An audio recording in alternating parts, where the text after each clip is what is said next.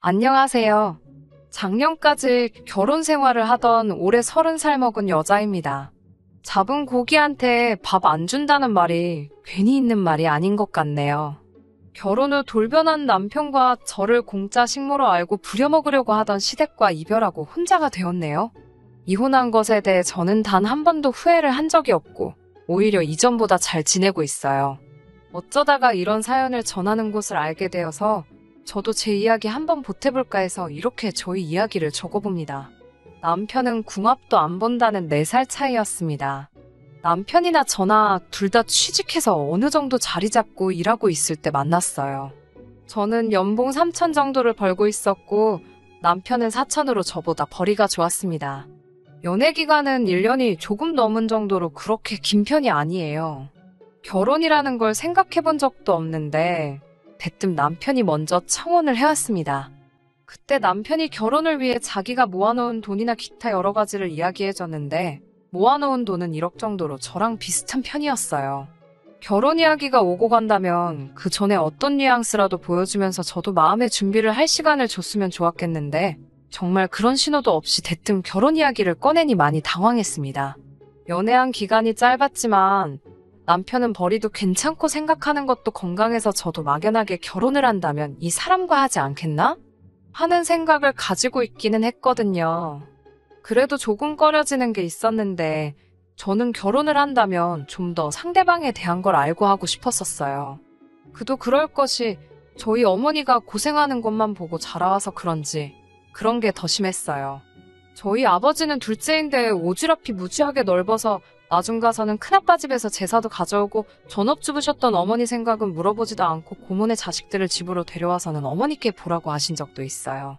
그래서 어렸을 때 보면 저희 집이 30평대 아파트이긴 한데 아파트가 꽉 찰 정도로 친척들 불러 모아서 제사 지내고 어머니는 허리도 펴지 못하고 구석에서 음식 준비하면서 고생하셨던 게 기억에 크게 남아 있습니다.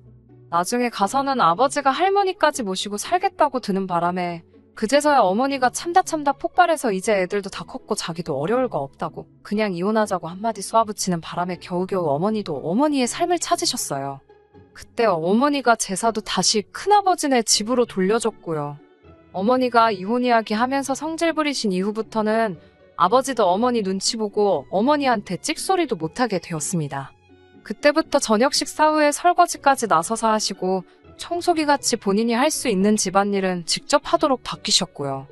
아무튼 어머니가 이렇게 고생하는 걸 봐왔기 때문에 결혼은 아무리 두 사람이 좋아서 하는 거라고 하지만 배우자의 가족들이 어떤 사람인지도 알고 싶었고 어떤 생각을 갖고 있는지가 저에겐 가장 중요했던 것 같습니다.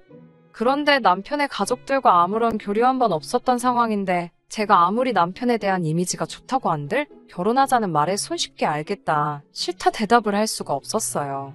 그래서 남편한테 자초지종을 말해주고 나는 좀 더 오빠의 가족들이나 여러 가지에 대해 미리 알고 그러고 나서 결정을 하고 싶다고 대답을 해줬습니다.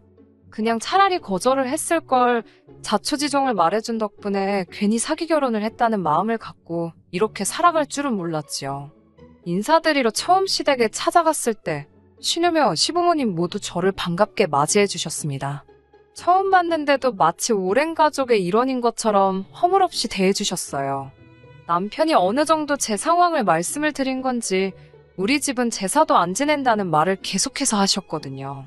그렇게 시댁 식구들을 결혼 전에 2번 정도 더 만났는데 시부모님만 따로 배웠을 때도 저를 어려워하신다는 느낌이 들 정도로 저한테 잘해주셨고 남편보다 나이 많은 신우도 몇 번 만났는데 동생이 먼저 간다는 식으로 장난처럼 말만 했지. 그걸 가지고 눈치를 준다거나 하지도 않았고 결혼하면 자기를 친언니라고 생각해도 된다고 말하며 저를 편하게 대해줬습니다. 그렇게 몇 번 만나니 남편의 가족들은 그냥 평범하게 화목한 가정인 것 같다는 느낌을 받았고 저도 그렇게 제가 걱정했던 것들을 내려놓기 시작했고 점점 남편과 결혼을 하는 쪽으로 마음을 정하게 되었습니다. 결혼 준비하는 것도 순탄했어요. 피차 남편이나 저나 모아놓은 돈이 비슷했기 때문에 양가에서 결혼 지원도 비슷하게 받을 수 있었습니다. 서울 변두리이기는 하지만 그래도 나름 신축인 빌라의 전세로 신혼집을 차리게 되었어요.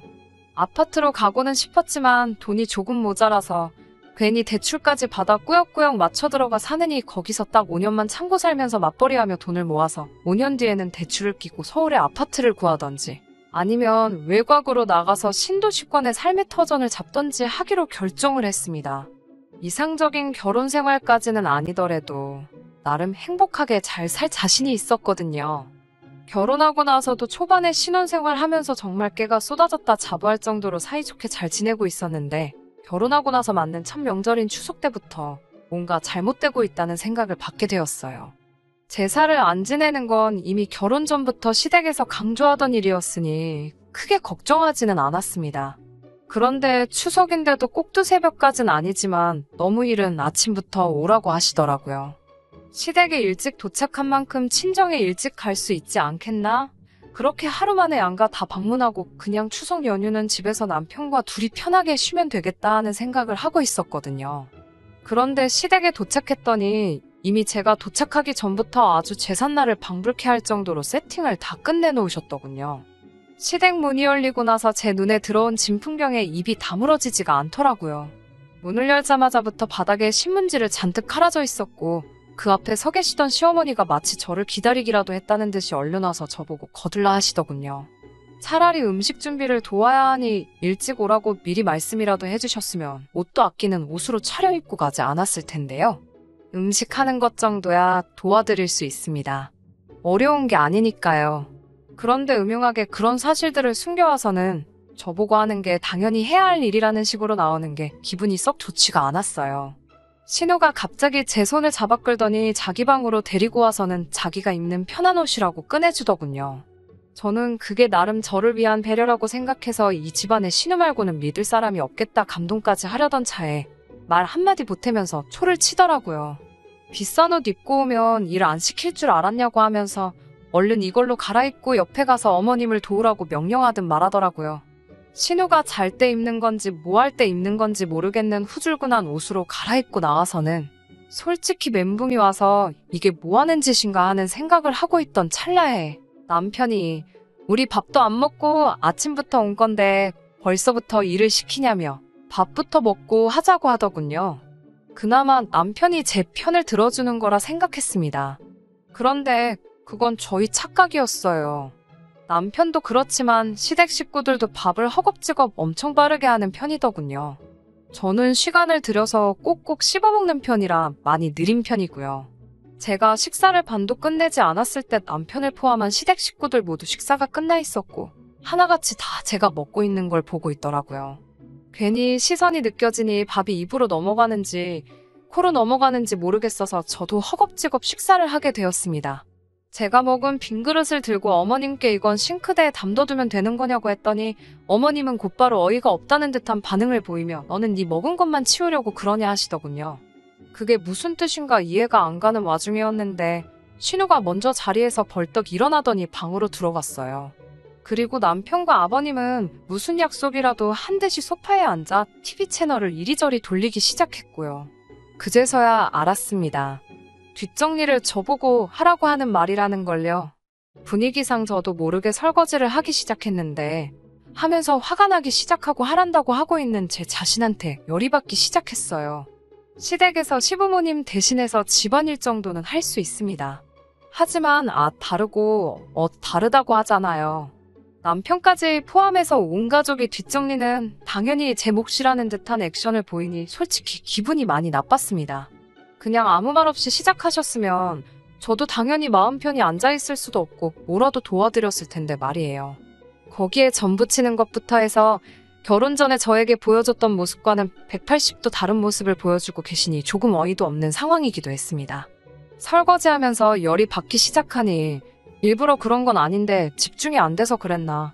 그릇 하나를 놓쳐서 바닥에 떨어뜨리면서 깨뜨려버렸어요. 죄송하다고 곧바로 사과를 드렸는데 제가 다쳤냐고 물어보는 게 아니라 그 그릇이 얼마짜린지는 아냐면서 칠칠치 못하다고 어떻게 다 큰 여자가 설거지도 제대로 못하냐는 듯이 한 소리를 하시더라고요. 깨진 그릇을 치우면서 조금 살기를 내뿜으며 남편을 노려봤는데 남편이 그제서야 제가 심기가 안 좋다는 걸 눈치를 챈 건지 TV 보느라 소파에 붙여놓았던 무거운 엉덩이를 들어서는 저를 도와주러 성큼성큼 오더라고요. 설거지가 끝나고 나서 다시 소파로 돌아가려고 하길래 남편한테 오빠는 가길 어딜 가냐고 오빠도 이리 와서 같이 전 부치자고 했습니다. 어머님은 남자가 무슨 전을 부치냐고 회사 일하느라 힘들 텐데 그냥 쉬라고 하라고 하시길래 어머님한테 저도 한마디 했어요. 쉬기는 뭘 쉬냐고 저도 회사 일 하느라 힘든 건 똑같다고 말했죠. 맞벌이 하는데 당연히 남편이 힘들면 저도 힘들다고요. 어차피 집에서도 반반 결혼했다고 집안일 나눠서 하는데 남편이 은근 요리 실력도 괜찮으니 전도 맛있게 잘 부칠 거라고 했어요. 남편은 어머님하고 저를 번갈아 쳐다보면서 눈치를 살피고 있는데 결국 매일같이 마주치는 건 저였다 보니 결국 제 눈치를 보고 전을 부치기 시작하더라고요. 어머님은 아주 벼르고 계셨던 건지 부침가루도 1kg짜리로 아주 몇 봉지를 준비해 놓으셨더라고요. 가족이라고 해봐야 신우의 시부모님, 그리고 남편과 저 이렇게 5밖에 없는데 무슨 욕심에 그렇게 많이 준비를 해놓으신 건지 아주 한동안 전만 드시려고 작정하신 건가 싶었습니다. 해가 중천에 뜰 때쯤에야 전 부치는 게 끝나고 그렇게 점심 식사를 했어요. 점심 식사를 하고 나니 남편이 그때는 알아서 제 눈치를 보면서 뒷정리하는 거 같이 하자고 하더라고요. 곧 죽어도 자기가 하겠다고는 안 하고 같이 하자는 말이 제 심기를 건드리기는 했지만 남편도 남편 나름대로 눈치가 보이는 게 있을 테니 이해해 주기로 했습니다. 뒷정리가 다 끝나고 그제서야 시댁에 와서 처음으로 쉴 수가 있었어요. 전 부치는 내내 뒷정리하는 내내 방 안에 틀어박혀서 밥 먹을 때만 코빼기 내비치던 신우의 방으로 들어갔습니다. 이제 일하는 건 다 끝났으니 제 옷으로 다시 갈아입으려고요. 그런데 문을 열고 들어가니 어이가 없게도 신우가 아주 내 옷을 입고서는 거울 앞에 패션쇼를 하고 있더군요. 자기한테 더 잘 어울리는 것 같다고 자기 옷장에서 적당한 거 골라서 입고 그 옷은 자기가 갖겠다고 하는 거예요. 진짜 성질머리 같아서는 그 자리에서 머리채를 잡아버릴까 했는데 남편 얼굴 봐서 한번 참았습니다. 그 옷은 친정어머니가 명절날 입으라고 사주신 거고 제가 아끼는 옷이기도 하고 의미가 있는 옷이기도 하니 그렇게 못하겠다고, 그리고 이제 친정에 가봐야 하니 그 옷은 지금 빨리 벗어달라고 정중하게 말했어요. 신우는 콧방귀를 뀌면서 그깟 옷 가지고 너무 치사하게 구는 게 아니냐 하더라고요. 저에게 있어서 언니가 되어준다는 말이 동생 거 다 뺏어가는 심술 맞은 팥쥐 같은 언니가 되어준다고 했던 말인가 싶더라고요. 제 옷도 돌려받았고 저도 더 이상 시댁에는 1초도 있기 싫어서 이만 친정에 가보려 한다고 인사를 드렸습니다. 또 막상 간다고 하니까 다행히 잡지는 않으시더라고요. 가기 전에 전 부친 것 좀 싸가면 안 되냐고 했더니 시어머니가 그걸 제가 왜 가져가냐고 하십니다. 그 말에 빈정이 팍 상하고 여태까지 참아온 게 확 올라와서 저랑 남편이 반은 넘게 부친 것 같은데 저희 먹을 것도 못 가져가나요? 하고 따져 물었어요. 그랬더니 어머님이 말하는 꼬라지 좀 보라면서 니네 집 가는데 왜 우리 집 전을 가져가냐고, 너네 집 가면 네 엄마가 부친 전이 있지 않겠냐며 뭐라 하시는 겁니다. 그러다가 니네 엄마는 평생 전 부치던 게 한이 돼서 이번 추석에는 전을 안 부친다시니? 하면서 빈정거리더라고요. 분위기가 험악해지니까 남편이 저를 끌고 나와서 더 길게 이야기는 하지 않았어요. 친정으로 향하는 차 안에서도 분이 안 풀리는데 남편은 제 편을 들어주는 게 아니라 저한테 성질 좀 죽이고 살라고 뭐라 한마디 하더군요. 제 말투에 잘못이 없다고 할 수는 없습니다만 이거 제사만 안 지냈지. 전 부친 양만 보면 저희 어머니가 시집살이 장손 식모 노릇 하실 적에도 이렇게 많이 하신 적은 없지 않나 싶을 정도였거든요. 10월 때는 없을 거라 말하고 시부모님의 신우까지 결혼 전에 거짓으로 저를 대했다는 사실을 알게 된 데다가 남편이 무조건 제 잘못이라는 식으로 말을 하니 그때 결혼을 물을 수 있으면 무르고 싶었어요. 친정에 가서도 엄청 열받아 있는 저를 보고 친정 부모님도 매일같이 시키는 것도 아니고 명절 때 하루인데 저보고 성질 좀 죽이지 그랬냐며 나무라시는데 솔직히 많이 서운했습니다. 집에 돌아오는 길에 남편에게 앞으로 시댁 안 보고 살 거라고, 나랑 결혼 생활 유지하고 싶으면 시댁 일은 알아서 잘 컨트롤하면서 내 남편 역할 똑바로 하라고 으름장을 놨어요. 남편은 뭔가 답답하다는 듯이 자기 변호를 하고 싶어 하는 것처럼 보였는데 제가 사전에 다 잘라버렸습니다.